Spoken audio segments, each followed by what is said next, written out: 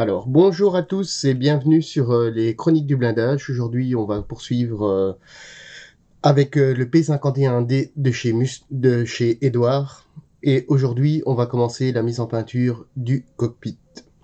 Alors, pour le cockpit, on va mettre un primeur de chez Michel Model, le MMS 003. En gris, on a le diluant. Et après, on verra pour faire les différentes teintes du cockpit. Allez, c'est parti. Alors pour le primeur, donc je le mets directement dans mon godet. On va mettre plus ou moins une vingtaine de gouttes.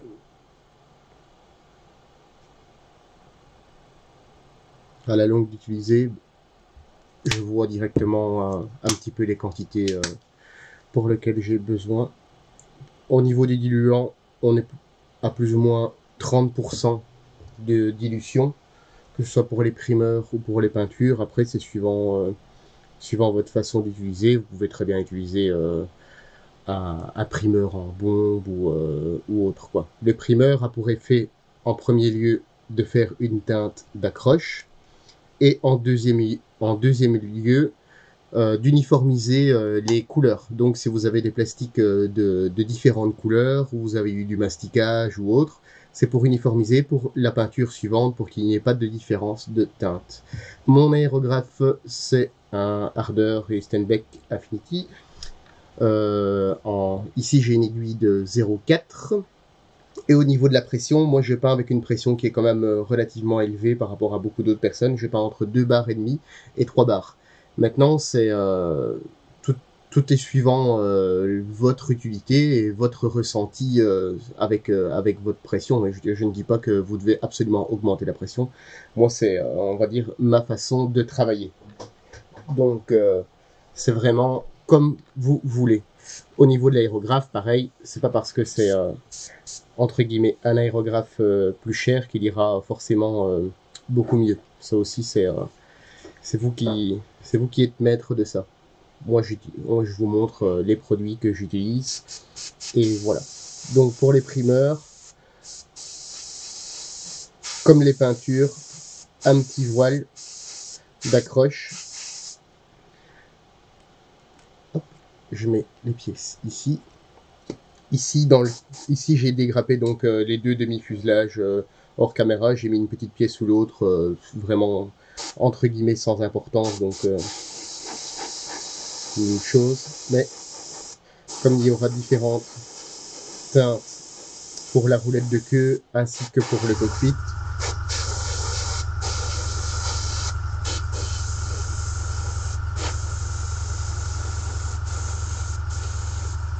voilà. Donc vraiment pas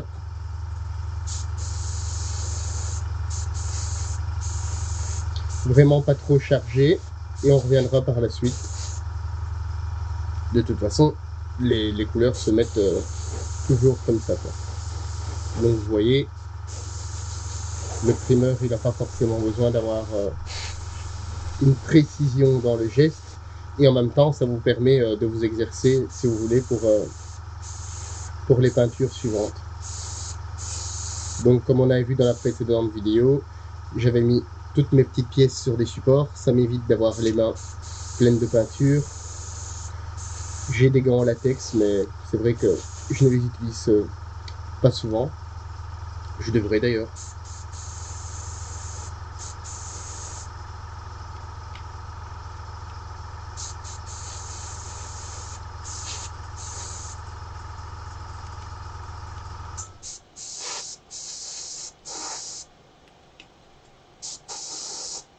Donc, on commence à arriver au bout de la première couche sur toutes les pièces.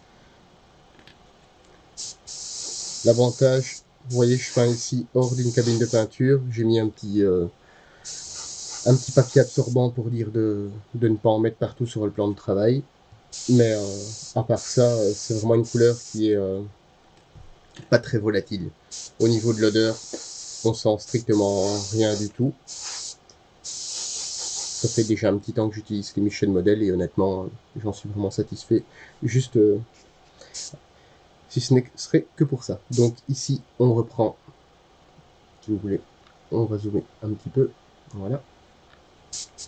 On reprend les pièces qu'on a fait. Ici, je suis à plus ou moins une bonne dizaine de centimètres, une bonne dizaine de centimètres de la pièce.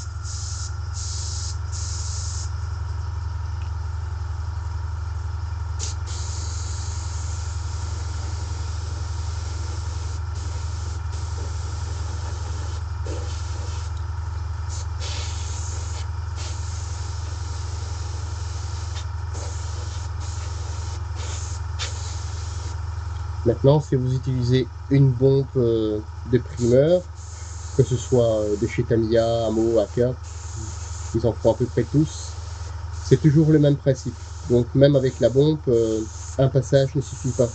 Donc c'est l'idéal, toujours des petits voiles et après des voiles successifs pour couvrir. Donc que ce soit pour n'importe quelle teinte en fait, pour primeur ou autre.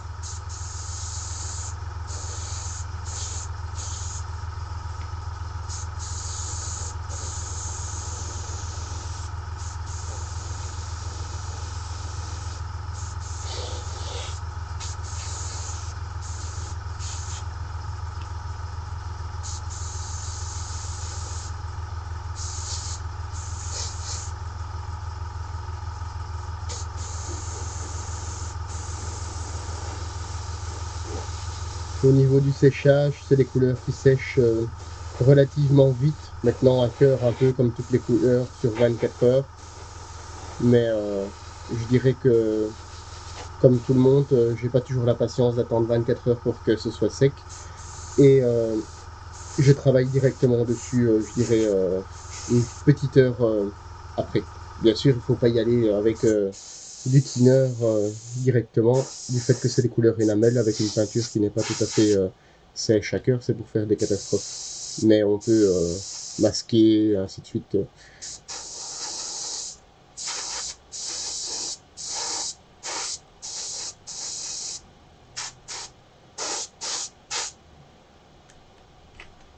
Voilà.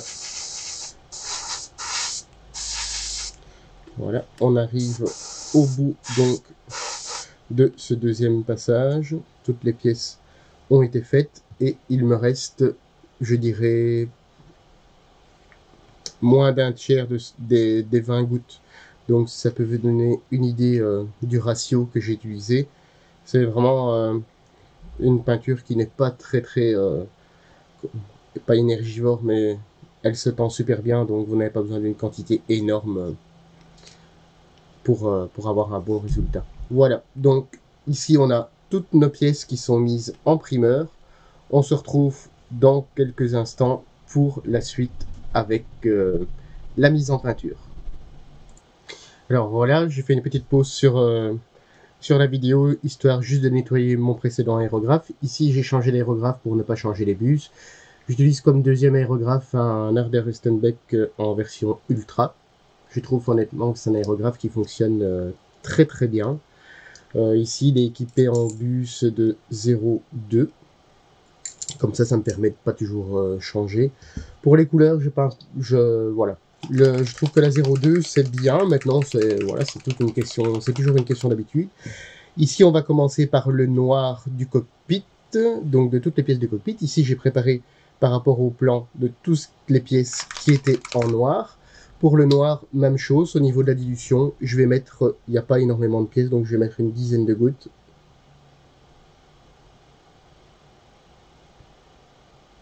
Voilà. Alors, au niveau du diluant, donc toujours plus ou moins 30%.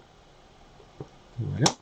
Et alors, pour les peintures, vous devez mettre aussi un additif. C'est pas obligatoire, mais en fait, l'additif va vous permettre d'avoir une meilleure fluidité donc au niveau de la buse de l'aérographe.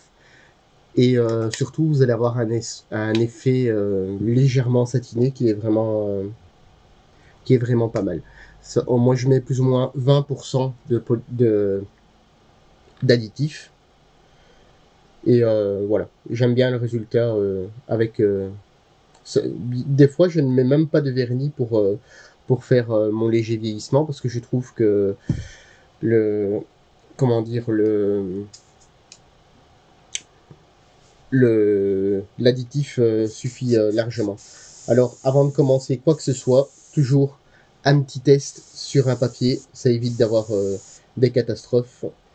Alors, même chose, je suis toujours avec la même pression, j'ai juste changé entre guillemets les bus, toujours la même chose, un léger passage, un léger passage. Alors, ici, comme c'est en deux parties, j'ai préféré faire un petit masquage, juste pour dire de...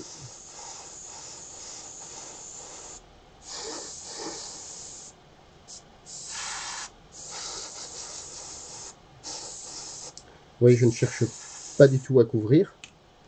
C'est vraiment pour dire de passer une première couche. Donc ici, le primeur a réellement été posé juste avant de... Voilà, la vidéo n'a pas été coupée ni d'un jour à l'autre. C'est vraiment pour vous montrer que avec les Michel modèles, vous pouvez, on va dire, travailler un peu plus rapidement qu'avec d'autres couleurs. Et surtout, ne pas empestiférer toute la maison. Maintenant, les acryliques de chez Amo ou de chez Aka ne sentent pas vraiment non plus. Hein. Après, c'est toute une question d'habitude. Je ne vous dis pas, vous devez absolument acheter ces couleurs. Maintenant, c'est mon ressenti. Ça fait un petit temps que je les utilise. Ça, si vous voulez essayer, n'hésitez pas. Personnellement, je ne pense pas que vous en soyez déçus. Le flaconnage est au niveau de l'équivalence à 2 fois la quantité. Donc, on est ici. Je pense que ça doit être plus ou moins 2 fois la quantité d'une bouteille du style Amo Aka. Voilà.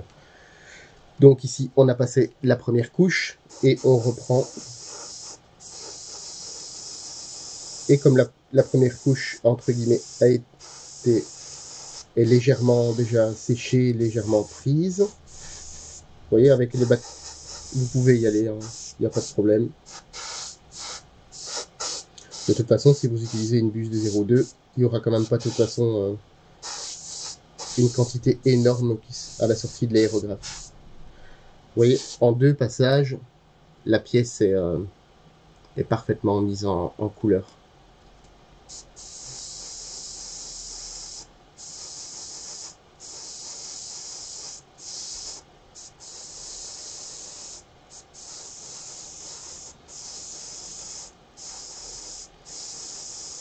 Et après, le temps du nettoyage de l'aérographe, les pièces seront vraiment sèches déjà au toucher, ce qui est pas mal. Ça évite parfois de faire des catastrophes. Maintenant, avec les bâtonnets, avec le système de petits bâtonnets, on ne sait pas vraiment faire de catastrophes, mais ça vous évite déjà de mettre vos doigts sur vos pièces.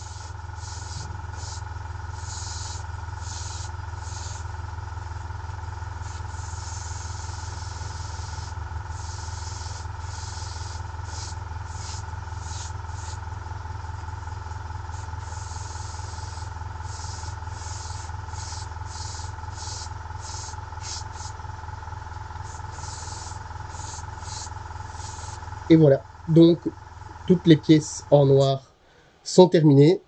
On va faire encore une petite coupure l'histoire de nettoyer l'aérographe et on passe à une seconde couleur. Alors voilà, ici on va passer à la couleur MMP 059 intérieur green.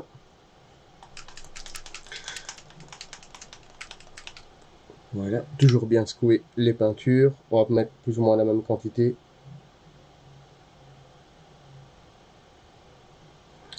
Voilà. Après, c'est selon vos envies. De toute façon, que ce soit, si vous avez l'habitude de travailler avec n'importe quelle marque, chaque marque a un petit peu ses spécificités. Moi, je mélange directement dans le godet, ça ne me gêne pas forcément, il faut juste faire attention de ne pas le renverser. Autrement, après, c'est la cata. Donc, vous voyez, c'est largement, c'est très simple, surtout quand c'est des petites quantités comme ça. La même chose. un petit test, et c'est parti.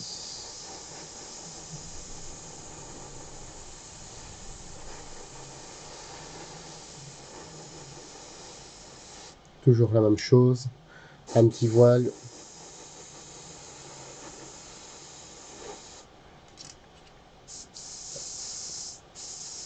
Ça évite d'avoir des accumulations de couleurs et surtout des petites gouttes.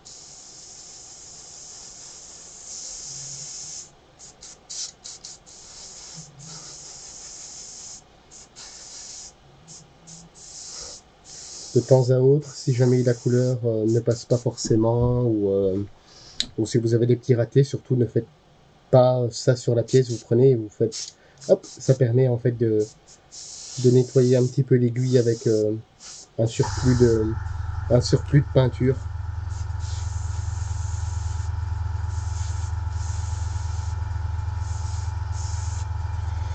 Pour ce qui est de l'aérographe, moi j'aime bien essayer de peindre un maximum à l'aéro.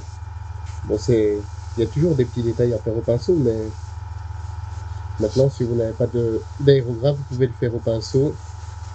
Il y a une très belle vidéo qui m'est bien consacrée au Somua avec sa technique pour peindre au pinceau. Et honnêtement, même moi personnellement, je suis bluffé du résultat. Je pensais pas que c'était possible d'avoir un résultat aussi top.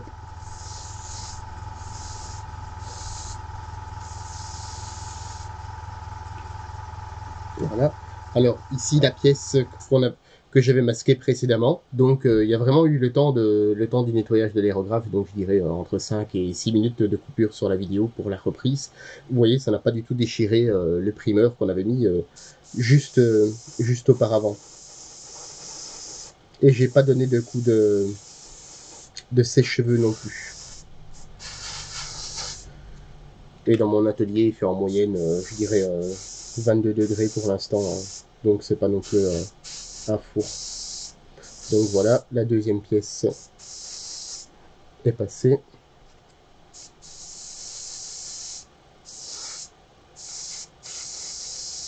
Je fais aussi les dessous, on ne sait jamais, parce que des fois on se rend pas compte et après ça se voit et on doit refaire des retouches. Donc je préfère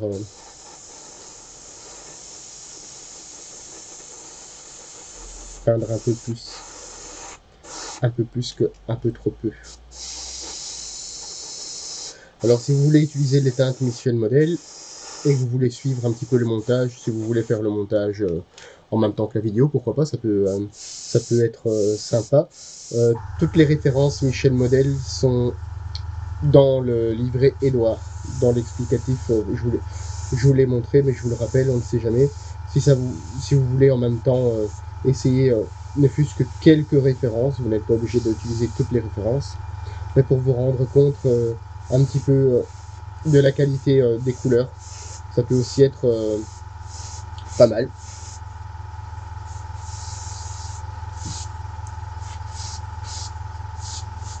Et voilà. Donc de nouveau, ici, toutes les pièces qui devaient être peintes. Ah, celle-ci, je n'ai pas fait le deuxième passage. Toutes les pièces qui devaient être peintes en intérieur green sont donc ici. Un petit nettoyage d'aérographe et on repasse à une troisième teinte. Alors la troisième teinte sera donc le jaune zinc chromatique en MMP 067 qui sera en prévision de la fermeture, puisque ici la roulette de queue va venir ici dans son armature et sera donc en zinc chromatique jaune. Donc c'est vraiment entre guillemets une toute petite étape que je vais vite faire avec vous, comme ça l'intérieur du fuselage sera presque terminé. Alors on met juste que quelques gouttes du fait que la pièce est vraiment excessivement petite. Et après on passera encore avec une teinte pour la prévision du fuselage. Et comme ça vous avez vraiment l'entièreté du cockpit qui est possible de peindre à l'aérographe, puisqu'après il y a quelques petits détails à réaliser au pinceau.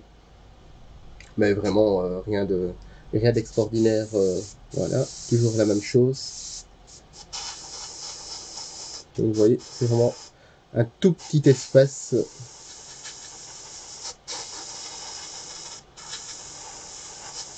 Et comme c'est petit et que ça sèche relativement rapidement, on peut le faire presque en un seul passage.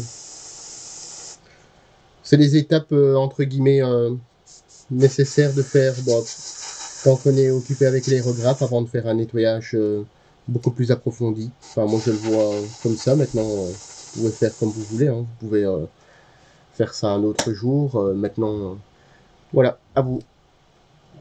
Donc ici, la deuxième teinte de l'intérieur de fuselage est faite. On va passer à une éteinte suivante. Alors, nous voilà de retour pour la dernière teinte, toujours en prévision de la fermeture du fuselage. Comme ça, au niveau des peintures à l'intérieur du fuselage, on en aura, entre guillemets, fini. Donc, pour tout ce qui est entrée d'air, c'est donc une couleur aluminium presque inox, je dirais. Mais pour ces couleurs, vous avez besoin d'une base. Donc, vous voyez, il y a des différents flacons, en fait, chez Michel Model. Il y a des plus arrondis, des plus carrés, on va dire. Ceux-ci, en fait, ils ne demandent pas de dilution. Donc ici, vous avez la MMGBB001, en fait, qui est la base pour, entre guillemets, toutes les couleurs métalliques. Et ici, vous avez la MMC001 Chrome qu'on utilisera. Et vous allez voir, c'est une très très belle finition. Ici, j'ai fait un petit masquage vite fait qui m'a pris quelques minutes, juste pour dire de ne pas salir ce qu'on a fait précédemment. Donc ce sera juste cette petite partie-ci qu'au final on ne verra quasi plus, mais justement c'est si jamais on la repère encore un petit peu, ce serait bête de la laisser. Et cette partie-là de l'autre côté. Alors on part sur toujours avec en buste 02. Pour tout ce qui est couleur métallique, moi je préfère utiliser une buse très fine, du fait que les couleurs sont entre guillemets beaucoup plus liquides. Donc je mets juste quelques gouttes pour faire la base. Là c'est la même chose, c'est une base brillante qui sèche très rapidement et toujours la même technique. Voilà, j'enlève avant. Voilà. Toujours la même chose avec des petits passages. Maintenant, c'est une couleur qui est vachement plus fluide. Donc, si vous faites, entre guillemets, un grand passage directement, vous allez avoir des coulures ou autres. Mais comme elle sèche rapidement, ne vous inquiétez pas, oui, c'est juste pour dire d'avoir un point d'accroche. Mais le point d'accroche doit être un peu plus important qu'une couleur traditionnelle.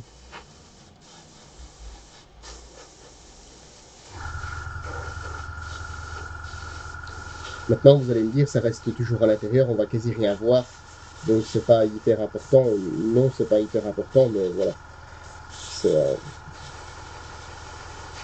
Si vous voulez, si vous êtes débutant et que vous voulez vous améliorer, en fait, comme on dit, le diable se cache dans les détails. Voilà, donc la première est terminée. Même chose pour l'autre côté.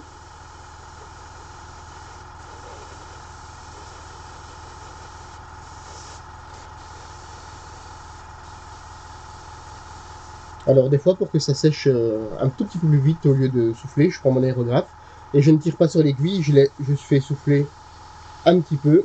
Ça fait sécher un peu plus rapidement, vous voyez.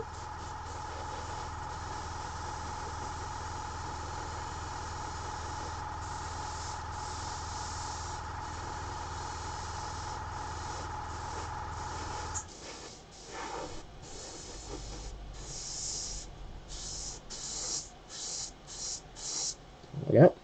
Il en reste encore un petit peu dans le godet, donc on va l'utiliser.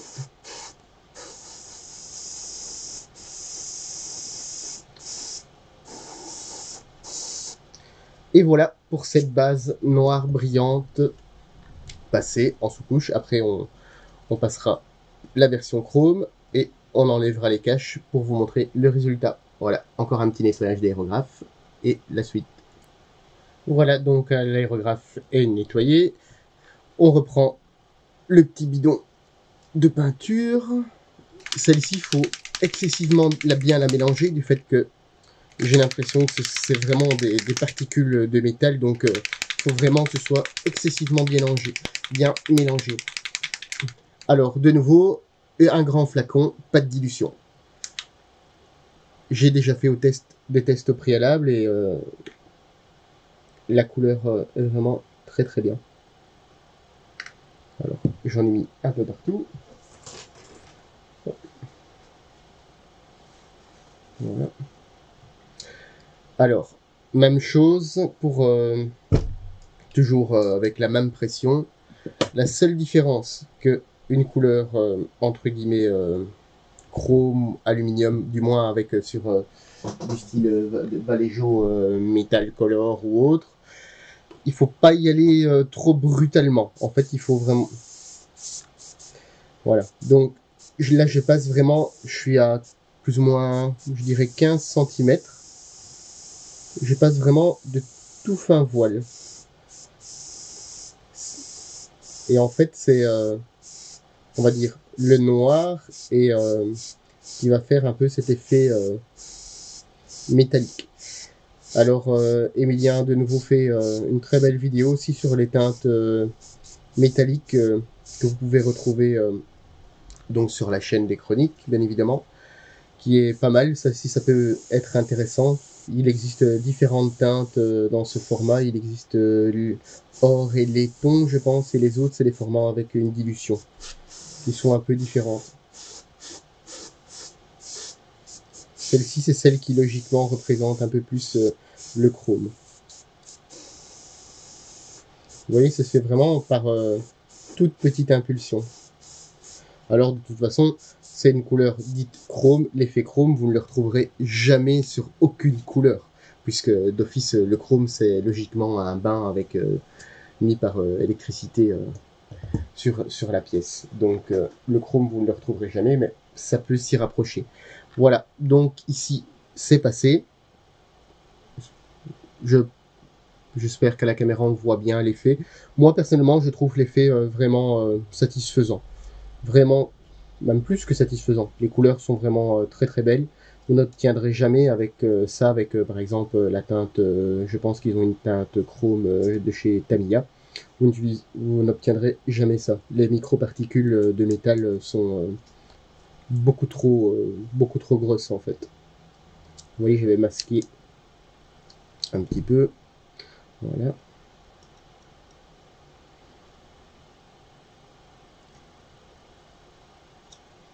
Voilà pour cette partie. Et comme vous pouvez le voir, je le fais entre guillemets en direct sur la vidéo. Et la peinture, j'y vais normalement. Je veux dire comme j'y vais toujours. C'est vrai que des fois je suis peut-être un petit peu brut. Mais vous voyez, il n'y a rien qui s'arrache. Et pourtant, la vidéo, allez, il doit y avoir quoi, peut-être, je dirais 10 minutes qu'on a passé le verre. Ça, vous pourrez même vous amuser à compter si vous voulez avec les minutes. Je pense on doit être à une dizaine de minutes, on ne doit pas être à beaucoup plus. Voilà. Hop, j'enlève ça. Donc ici, voilà le travail effectué aujourd'hui. Donc vous avez eu l'intérieur green, toutes les pièces en noir. Pour la roulette de queue, le zinc chromatique, l'intérieur green, et au niveau du métal pour l'entrée d'air, du fait que ça va être visible par le dessous. Donc ici, les pièces principales de notre cockpit sont peintes. Il reste quelques petits détails à faire au pinceau, à suivre avec la notice que je ferai sans doute hors caméra, du fait qu'il n'y a pas énormément de pièces de différentes couleurs. Il y a pour mémoire le dossier qui est noir que je ferai au pinceau, ainsi que le coussin de tête qui est en cuir. Et pour ainsi dire, je pense qu'il y a une petite roulette noire de chaque côté, mais rien d'extraordinaire. Donc la prochaine vidéo sera consacrée à la pose de la photo découpe. Il y aura donc la photo des coupes pré-peintes. On verra comment la mettre en forme sans l'abîmer. Voilà, donc les teintes utilisées sont ici. Donc aujourd'hui, on a utilisé, pour ainsi dire, le primeur, le noir, le zinc chromatique jaune, l'intérieur green, et ces deux-ci, on va dire qu'elles vont ensemble pour le chrome, ainsi que le thinner et les additifs de chez Mission Model. Vous pouvez retrouver les teintes, vous pouvez retrouver la gamme au complet chez notre partenaire Domino, et si vous avez besoin de renseignements, n'hésitez pas à les contacter et on vous aidera sans souci. Voilà, je vous dis à très bientôt pour une nouvelle vidéo sur les chroniques du blindage.